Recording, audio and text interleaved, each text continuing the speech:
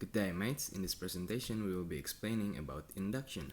First of all, what is induction?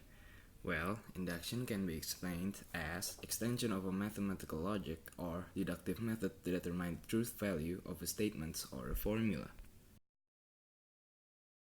Now I'm gonna explain about the methodology of induction. These are the methods to prove an induction.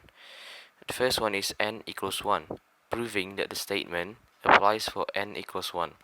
Second one is n equals k, assuming that the statement also applies for n equals k.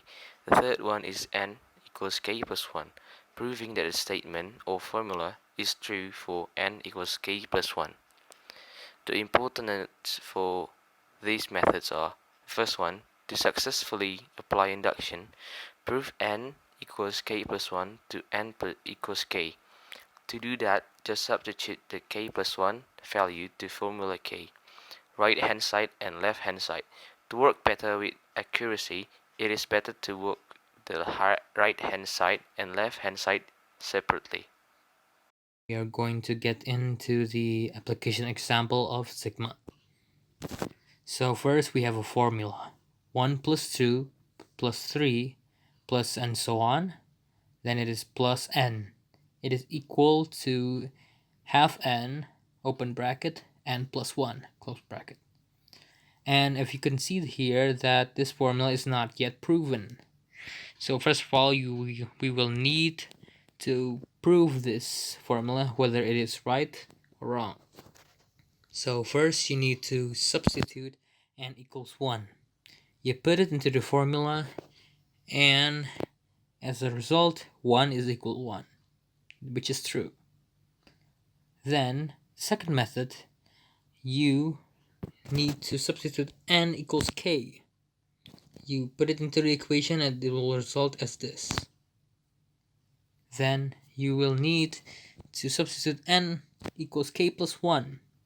After you substitute it, it will result as this. After you've gotten these equations, then you are going to need to prove this method by putting these equations into this, to this. After you've put it inside, you need to simplify it until you reach half k squared plus 3k plus 2. After you've gotten this, it will result as this, which equals to this. Then we can conclude that this equation is true. The sigma notation. The sigma notation is a way to write a sum quickly. In the sigma notation, the n implies the n limit of the number you should put in the formula, whilst the k implies the starting limit of the number you should put in the formula. For example, if the k is 1 and the n is 4, you should put 1, then 2, then 3, then 4 in the formula, then add it all up. The sigma notation also has a few characteristics, which is shown in the slide below.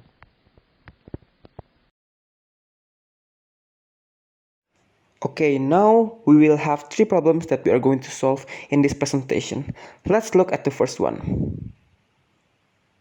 So in the first problem, there is 1 over 1 times 3 plus 1 over 3 times 5 plus etc. plus 1 over in brackets to n minus 1 times in brackets to n plus 1 equals to n over to n plus 1. So looking back to the 3 steps before, you can start with n equals 1, and as you can see on the screen that with the value n equals 1, it is a true statement.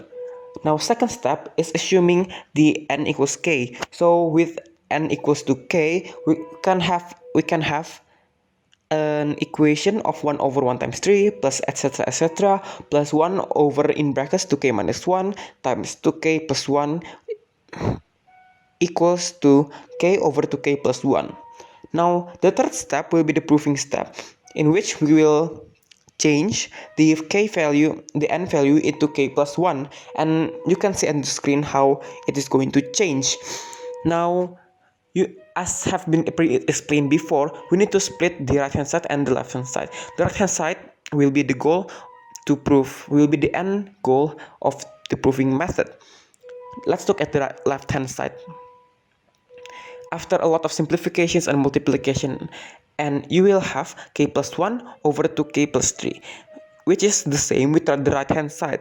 So we can conclude that the statement is true for all n real numbers. The second question is with sigma. However, it is also the same as long as you can translate it into a normal equation. So just do the regular steps, n equals 1, and we can have a true statement from n equals 1, and then the assumption of n equals to k, and also the proving step n equals k plus 1.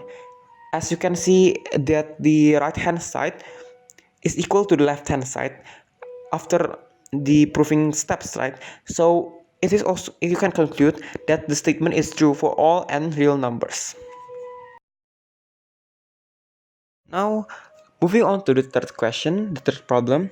It is a tricky one because you don't have an end goal here to prove, right? What you need to prove is that 7 to the power of 2n plus 1 plus 1 is exactly divisible by 8. So what you need to do is you need to have an 8 times something for it to be divisible by 8. After you know what to prove or the end goal of this solving method, you could just start to solve the problems using the regular method, using n equals 1, and you get that the statement with the value n equals 1 is divisible by 8, and n equals k, and n equals to k plus 1. So you don't need the right hand side as a approval of the statement whether it is true or not. What you need to have is an 8 times something, and as you can see, after working a lot on the left hand side, you get 8 times whatever it is. So this conclude that this statement is true for all n real number.